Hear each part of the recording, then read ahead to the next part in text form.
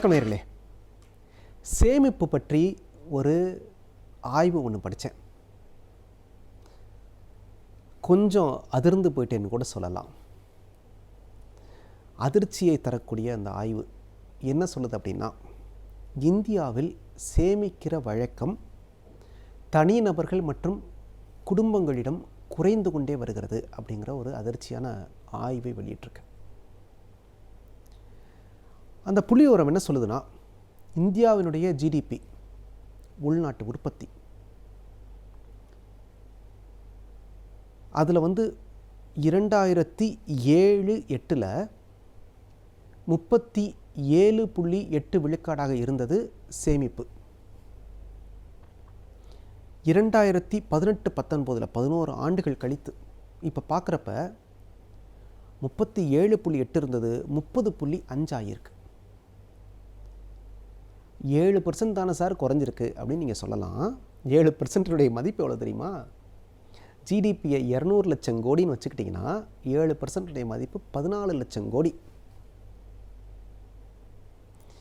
இப்போ 14 லட்சம் கோடி சேமிப்பு இந்தியாவில் குறைந்திருக்கிறது கடந்த 11 ஆண்டுகளில். இன்னும் குறிப்பாக என்னென்னா, 2017-18க்கும் 2018-19க்கும் அந்த ஓராண்டில் குறைந்த தொகை என்ன 32.4 30.5 வந்திருக்கு. ஏறக்குறைய 2 விழுக்காடு, 4 லட்சம் கோடி. ஒரு வகையில் இதில் மகிழக்கூடிய விஷயம் என்னென்னா, 14 லட்சம் கோடி சந்தைக்கு வந்திருக்கு, பணப்புழக்கம் அதிகரிச்சிருக்கு, மக்களிடத்தில் பணம் நிறைய போய் சேர்ந்துருக்கு. அது ஒரு பக்கம் இருந்தாலும் கூட, இந்தியாவை போன்ற ஒரு குடும்ப அமைப்பு மேலோங்கி இருக்கக்கூடிய ஒரு சமூகத்தில், சேமிப்பினுடைய முக்கியத்துவம் தெரிந்த ஒரு சமூகத்தில் சேமிப்பு குறைந்து கொண்டே வருவது என்பது ஒரு வருந்தத்தக்க செயல். ஏன் இது நிகழ்கிறது அப்படின்னு பார்த்தீங்கன்னா, நுகர்வோர் கலாச்சாரம்னு சொல்லலாம், கன்சியூமரிசம். ஆசைப்படுற பொருட்களை எல்லாம் வாங்கி அனுபவிக்க வேண்டும் என்கிற விஷயம்.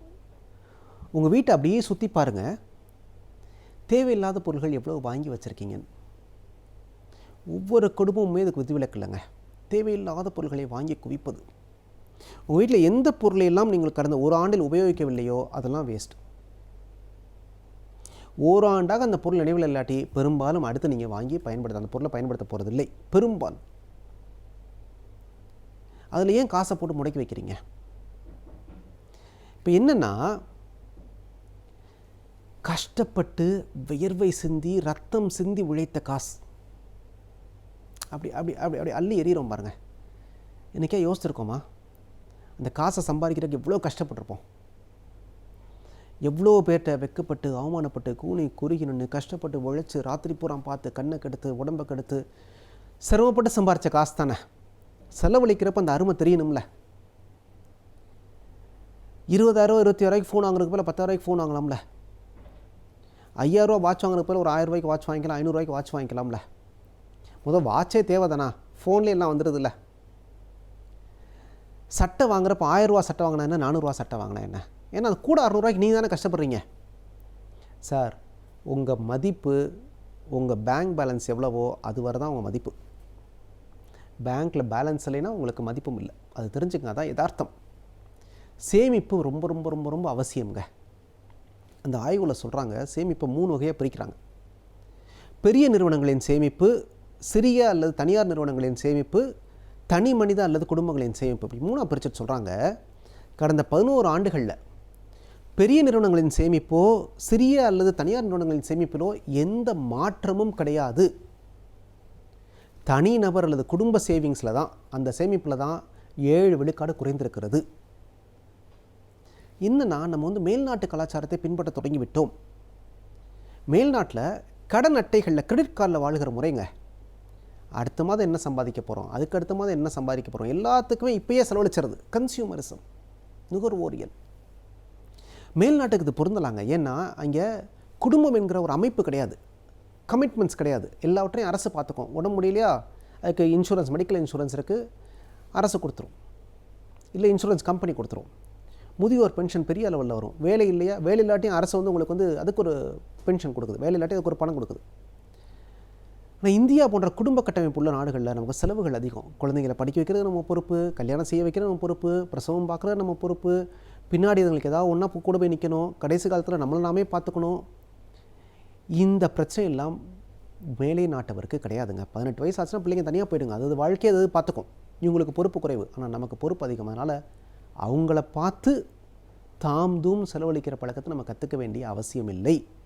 நமக்கு குடும்பம் என்ற அமைப்புக்கு நிறைய பணம் தேவை, அதை கட்டி காக்க வேண்டிய அவசியம் தேவை. நம்ம எல்லாருக்கும் உதவ விரும்புவோம். நம்ம குடும்பம், சொந்தக்காரங்க யார் இருந்தாலும் உதவணும்னு ஆசைப்படுவோம். தீபாவளி, பொங்கலுக்கு, கல்யாண பிறகு 10 வருஷம் 20 வருஷம் கழிச்சானாலும் மகனுக்கோ மகளுக்கோ பணம் கொடுத்து துணிகள் எடுத்து கொடுத்து பண்ணுறது நமக்கு பழக்கம். கடைசி காலங்களில் அவங்கள சார்ந்து இருக்க விரும்ப மாட்டோம். அப்போல்லாம் பணம் வேணும்.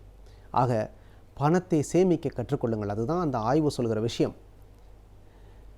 ஃபிக்ஸட் டெபாசிட் எல்லாரும் பணம் போடுறாங்க, ஆனால் இப்போ பணம் போடுற எண்ணிக்கை குறைஞ்சி போச்சு. மக்கள் இனிமேல் கொஞ்சம் சுதாரித்து கொண்டு பணத்தை சேமிக்க வேண்டும் என்பதுதான் அந்த ஆய்வு சொல்கிற அடிப்படை விஷயங்க. சேமிக்க தொடங்கினா சேமிப்பு பணமாக பார்க்குறப்ப உங்களுக்கு ஒரு பெரிய தன்னம்பிக்கையை கொடுக்குங்க. அதுவும் இளவயதிலிருந்தே சேமிக்க தொடங்கிட்டீங்கன்னு வச்சுங்களேன். இன்றைக்கெல்லாம் இளைஞர்கள் தகவல் தொழில்நுட்பத்துறை மிகப்பெரிய ப்ரொஃபஷனலாக இருக்கவங்களாம் நிறைய சம்பாதிக்கிறாங்க, நிறைய செலவழிக்கவும் செய்கிறாங்க. நிறைய சம்பாதிக்கிறப்ப ஆரம்பத்துலேருந்தே நீங்கள் சேவிங்ஸ் பண்ண தொடங்கிட்டீங்கன்னா, சேமிக்க தொடங்கிட்டீங்கன்னா, இளமையில் சேமிக்கிற சேமிப்பு நீங்கள் ஒரு 20 வயசு 25 வயசில் சேமிக்க தொடங்கி 35 வயசுக்குள்ள 1 கோடி ரூபாய் சம்பாரிச்சிங்கன்னு வச்சுக்கோங்களேன். அதுவே வாழ்க்கை பூரா அந்த வட்டியை உங்களுக்கு நிறைய பணத்தை கொடுக்கும். 50 வயசு 60 வயசில் நீங்கள் 1 கோடி ரூபா சம்பாரிச்சிங்கன்னு வச்சுங்க, அது ஓரளவு கம்மியான ரிட்டர்ன்ஸ் தான் தரும். ஆக இளமையில் எவ்வளோ சேமிக்கிறீங்களோ அவ்வளோ நல்லது. இல்லாட்டி முதுமையிலேயோ சேமிக்க தொடங்கிடுங்க. சேமிப்பு தான் உங்களுக்கு மிகப்பெரிய தன்னம்பிக்கையை தரும். இந்த கொரோனா மாதிரி, இந்த புயல் மாதிரி, இந்த மழை மாதிரி, வெள்ளம் மாதிரி சம்பாதிக்கவே போக முடியாத ஒரு சூழல் ஏற்படுகிற போது கூட உங்களது மனத்தை காப்பதற்கு அந்த சேவிங்ஸ் தான் பயன்படும். சேமிப்பு தான் மிக மிக முக்கியம். சேமிப்பு எப்படி பண்ணுறதுக்கு 7 வழிகள் இருக்குது. நீங்கள் இன்சூரன்ஸ்க்கு பண்ணலாம், நீங்கள் ஃபிக்ஸட் டெபாசிட்டில் போடலாம், நீங்கள் போஸ்ட் ஆஃபீஸில் போடலாம், நீங்கள் தங்கம் வாங்கி வைக்கலாம், நீங்கள் நிலம் வாங்கி வைக்கலாம், நீங்கள் வீடு வாங்கி வைக்கலாம், ஷேர் மார்க்கெட்டில் இன்வெஸ்ட் பண்ணலாம். அதெல்லாம் உங்கள் தகுதியை பொறுத்த விஷயம். உங்களுக்கு என்ன திறமை தெரியுமோ அதை வச்சு பண்ணிக்கலாம். ஆனால் என்ன சம்பாதிக்கிறீங்களோ அதில் 80 விழுக்காடு மட்டுமே உங்களுக்கு செலவழிப்பதற்கு உரிமை உண்டு. மீதி 20 விழுக்காடு சேமிப்பாகத்தான் செல்ல வேண்டும். சேமிப்பு நாட்டுக்கும் நல்லது. அரசு அதை எடுத்து செலவழிக்கட்டும்.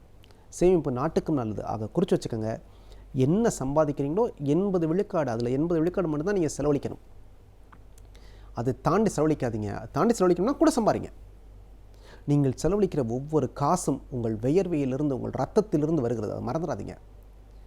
மிகுந்த சிரமங்களுக்கு இடையில் நீங்கள் சம்பாதிக்கிறீர்கள். அதை மிகச் சுலபமாக விட்டு விடாதீர்கள். ஒன்று தெரிஞ்சுங்க, தேவையில்லாத பொருள்களை வாங்க வாங்க வாங்க ஒரு கட்டத்தில் தேவையான பொருள்களை விற்க நேரிடும். திரும்ப சொல்கிறேன், தேவையற்ற பொருள்களை வாங்கி குவிக்க ஒரு கட்டத்தில் தேவையான பொருள்களை விற்க நேரிடும். அப்படி ஒரு சூழலுக்கு ஆளாயிடாதீங்க. அதனால் வாங்குகிற போது, ஒரு பெரிய செலவு பண்ணுகிற போது, கேபிட்டல் எக்ஸ்பெண்டிச்சர்னு சொல்கிறோம். ஒரு பெரிய செலவு பண்ணுகிற போது அவசியம்தானா, தேவையா, பண்ணணுமான்னு ஒரு தடவைக்கு 4 தடவை யோசிச்சு, முடிஞ்சால் தள்ளி போட்டு 4 தடவை யோசித்து ஒரு அவசியம் ஏற்படுகிற போது மட்டும் வாங்குங்க. பெரிய செலவுகளை கவனித்துக் கொண்டால் சின்ன செலவுகள் தானே கவனித்துக் கொள்ளும். ஆக வாங்குகிற சம்பாத்தியத்தில் 80% வாழ பழகிக்கொள்ளுங்கள். வாழ்க்கை இனிமையாக இருக்கும். நன்றி, வணக்கம்.